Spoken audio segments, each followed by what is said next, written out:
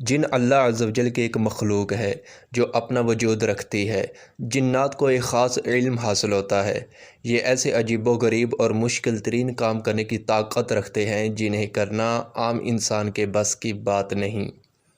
لغت میں جن چھپے ہوئے، ڈھانپے ہوئے اور خفی کو کہتے ہیں۔ جن کو اس لیے جن کہتے ہیں کہ وہ عام لوگوں کی نگاہوں سے چھپا ہوتا ہے۔ زمانہ جاہلیت میں لوگ فرشتوں کو بھی جن کہا کرتے تھے کیونکہ وہ ان کی نگاہوں سے پوشیدہ ہوتے تھے۔ جنات کی مختلف زبانیں ہوتی ہیں۔ یہ اردو، عربی اور دیگر زبانیں بولتے ہیں۔ اس طرح جب یہ کسی شخص پر سوار ہوتے ہیں تو اس کی زبان بولنا شروع کر دیتے ہیں۔ رسول اللہ صلی اللہ تعالیٰ علیہ وآلہ وسلم نے جنات کی مختلف شکلوں کے بارے میں فرمایا۔ جنات کی 3 قسمیں ہیں۔ اول، جن کے پر ہیں اور وہ ہوا میں اڑتے ہیں۔ دوم، سانپ اور کتے۔ سوم، جو سفر اور قیام کرتے ہیں۔ جس طرح حضرت آدم علیہ نبینا و علیہ الصلوۃ والسلام تمام انسانوں کے باپ ہیں، اس طرح ابلیس تمام جنات کا باپ ہے۔ جنات کو جمعرات کے دن آگ سے پیدا کیا گیا۔ ہڈی، لید، گوبر، لوبیا اور انسانوں کے کھانوں کی دیگر چیزیں جن پر بسم اللہ نہ پڑھی جائے جنوں کی خوراک ہے۔ لید اور بسیدہ ہڈیوں میں جنات کا رزق پوشیدہ ہے۔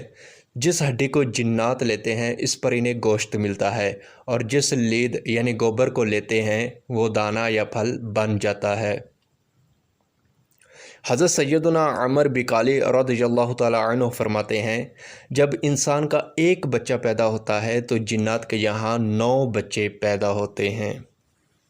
حضرت سیدنا ابن عباس رضی اللہ تعالیٰ عنہما سے مروی ہے کہ حضرت سیدنا آدم علیہ نبینا و علیہ الصلوۃ والسلام کی تخلیق سے 2000 سال پہلے زمین پر جنات رہتے تھے۔ انہوں نے زمین پر فساد برپا کیا اور خون ریزی کی۔ جب انہوں نے زمین میں فساد پھیلانے کو اپنا وتیرہ بنا لیا تو اللہ تعالیٰ نے ان پر فرشتوں کے لشکر بھیجے جنہیں انہیں مارا اور سمندری جزیروں کی طرف بھگا دیا۔ اکثر و بیشتر جنات نجاست کی جگہوں پر ہوتے ہیں، مثلا کھجوروں کا جھنڈ، بیت الخلاء، کچرے کے ڈھیر اور غسل خانہ۔ اسی وجہ سے غسل خانے اور اونٹ کے بیٹھنے کی جگہ وغیرہ میں نماز پڑھنے سے منع کیا گیا ہے کہ یہ شیطان کی جگہ ہے۔ حدیث میں ہے کہ تم لوگ گھاس پر قضائے حاجت نہ کرو، اس لیے کہ یہ جنوں کے نماز پڑھنے کی جگہ ہے۔